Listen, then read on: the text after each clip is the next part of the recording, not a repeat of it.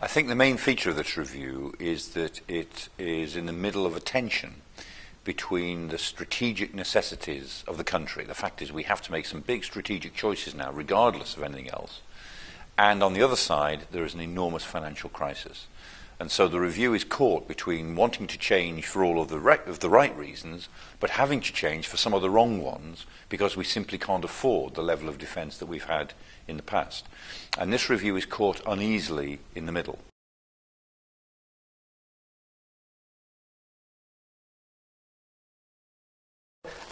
The strategic content of the SDSR isn't too bad, bearing in mind the short time over which the actual writing was done and the hard decisions were taken. However, the document itself says that it is really prioritising up to 2015, and because there's now a commitment of government to hold reviews every 4 years, the real review, when the hard choices have to be made, will be 2015. This, I don't want to call it salami slicing, that would be unfair, but this review has very much been a matter of cutting across capabilities to try and keep a high to low capability for the future. There are lots of big questions that come out of it which are still unanswered, and one of the most important ones is that the 7.51% cuts, which is much less than expected, doesn't actually match the capabilities that are being retained over the next 5 years. And the planning round for 2003, the defence planning round, which begins in November, is going to have to make some detailed choices which may not be very attractive. Defence reviews are a bit like shifting a supertanker. You'd like to be able to shift it more radically in direction sometimes, but you can't because of the momentum you already have. And there's a momentum because of inherited equipment commitments, but there's like the aircraft carrier, which if we were starting with a clean slate, we might have made a different decision.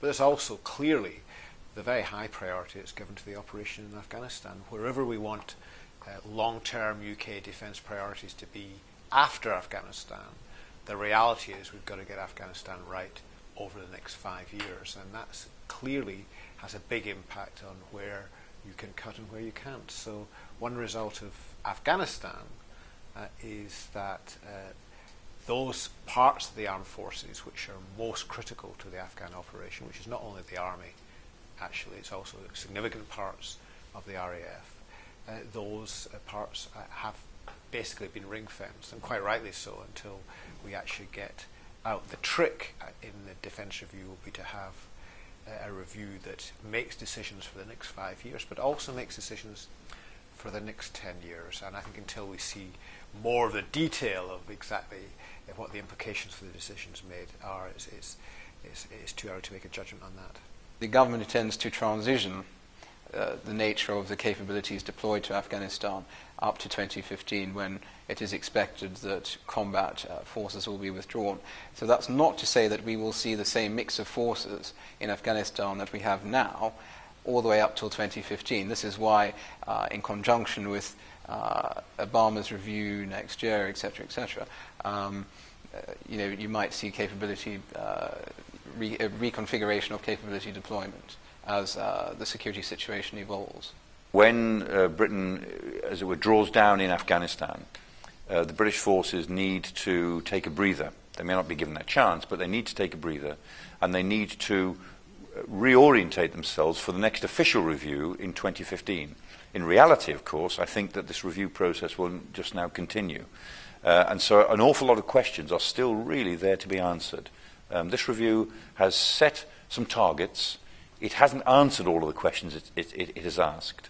And I think that the British forces have got to start to rethink what they want to do. And we still haven't resolved this question, which has come up again and again in the last 2 years, as to whether we adopt a predominantly maritime strategy or a predominantly continental and ground-based strategy. There's still that tension there. We still haven't resolved that. And there's no obviously right answer to it. But nevertheless, it's come down in a way to an inter-service argument between a continental ground strategy that the Army thinks in terms of and a maritime strategy that the Navy thinks in terms of. It shouldn't be that, but that's the way it's been interpreted. That's the way politicians have rather taken it on, I think, in the process of the review. That's a shame. Well, the government has recognised that the land component will be crucial to the future strategic context, and it has accepted the need for a minimum critical mass in terms of army size. But I think, compared to the other services, there is less certainty from the review for the future army structure post-Afghanistan. The review is very much geared towards sustaining effort in Afghanistan. And while the government has accepted the need to maintain medium-scale capacities and combined arms maneuver, there is very little detail about what that will look like in practice. And there will be difficult decisions in future planning rounds that now follow SDSR, that immediately follow SDSR, as the Army tries to rebalance its equipment program to reflect the future operating environment as it transitions from Afghanistan in 2015. There is another issue which, if you look at the Army in the joint environment, so its relationship with the other services, there are a number of key enablers, certain I-Star assets, for instance, which have been cut, which the Army relies on to a significant extent. And a challenge now, for the immediate term and also the longer term, will be to manage the impact of those cuts on those key enablers. From the Navy's point of view, I think the conclusions of the review are that there will be some significant long-term gain, but also some significant short-term pain. In the longer term, we have the positive benefit of the announcement of the build of 2 aircraft carriers. The challenge there for the Navy will be twofold. One, to ensure that both carriers enter into service within the UK. The requirement in SDSR at the moment is that only one will be operational, but operational experience in recent times has shown that carriers have significant versatility. So there will be a strong case to be made in the coming years that both carriers can enter into service in the Royal Navy and have significant use. I think that France in particular is very encouraged by the announcement of the changes and refits to the second of the aircraft carriers to accommodate a catapult and a arresting gear system, which would in time allow for French and UK aircraft to operate from the same platform. The second challenge to get to grips with is the issue of maintaining the carrier strike capability between now and then. The significant loss for the Navy is the loss of Ark Royal, and in particular the Harrier capability. The second element of major long-term gain from the Royal Navy's point of view is the commitment to 7 Astute-class submarines. That had been something that was always going to be the case, as was stated by the previous government, but there was always a chance that discussion about the submarines would see a reduction in number. Where the Royal Navy has taken some short-term pain is, of course, with the loss of HMS Ark Royal, perhaps even the loss of HMS Illustrious. The other 2 areas where the Royal Navy is suffering short-term pain are in destroyer and frigate numbers and in the amphibious forces. And the challenge that creates for the UK is that the destroyers and frigates are the workhorses of the fleet. They are the assets that deploy around the world on a daily basis to the hotspots in support of standing commitments, etc. And with the 19 as the new force level, it will be inevitable there will be some commitments that the UK will be unable to sustain continually overseas. So there will be some choices to be made. And the ability to be able to insert forces from the sea quickly where you want to and withdraw them to a sea base is a major part of the amphibious forces contribution. And mothballing one of the ships will reduce our capacity to do that.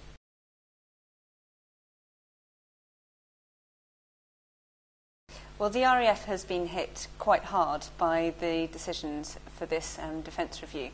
However, they have taken a lot of these decisions with their eyes open. A question of pain today for JSF tomorrow, one might say.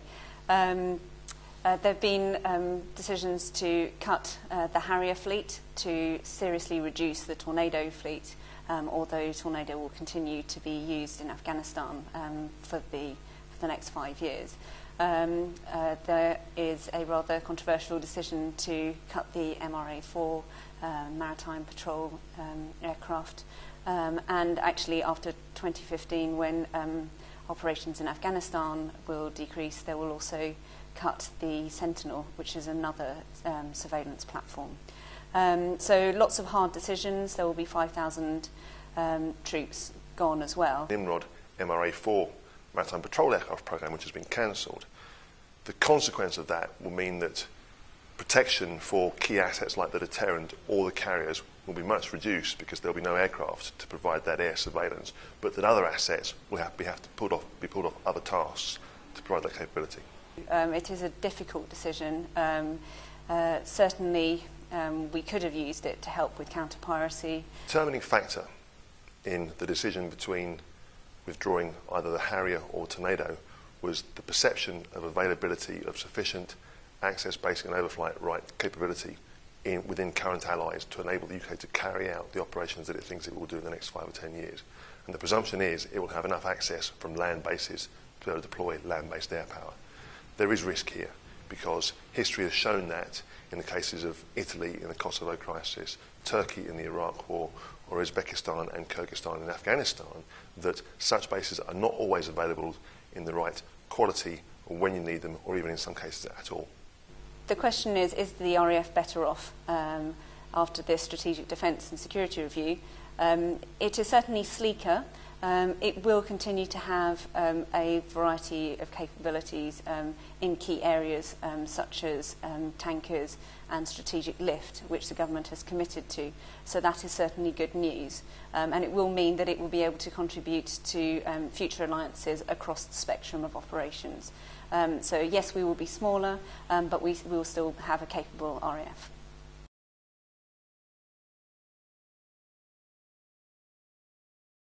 In terms of the continuous at-sea deterrent, maintaining that CASD posture with boats that are getting older, that are working harder and that are wearing out will always be a bit more of a challenge. However, there is always a degree of risk built into Navy planning for this, and I'm confident that the Navy is sure that it can maintain CASD for an extra 5 years per boat with no real loss of capability. The government stated in the review that the decision to delay the deterrent will save up to £3.2 billion in the short term.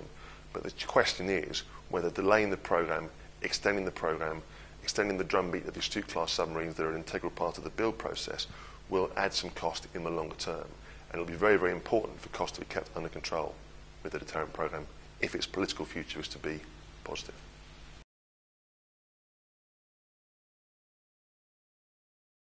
The national security strategy clearly set out that terrorism is a Tier 1 national security priority for the UK. Both international terrorism, which is Al-Qaeda related, and also Northern Ireland related terrorism, which arguably has caught quite a few people by surprise.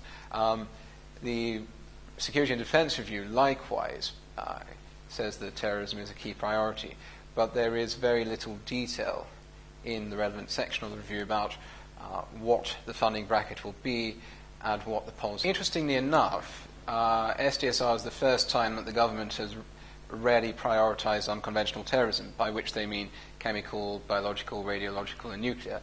And it gives emphasis to stockpiling medication and improving detection capability.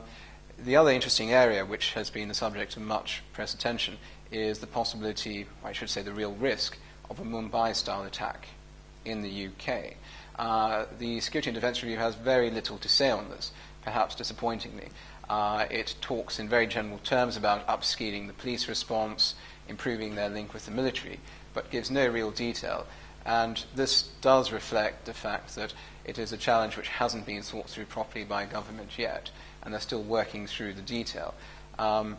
It's all very well and good for the review to place most of the emphasis on the police response, but even if you are upskilling the police, that will take a good number of years, and there will still be a capability gap. And there you have to ask very hard questions about what the role of the military in a Mumbai-style incident should be, and what priority they attach to homeland defence, security and resilience. And it's a similar situation where when you look at other civil contingencies, large-scale natural hazards, for instance, the military role is very undefined.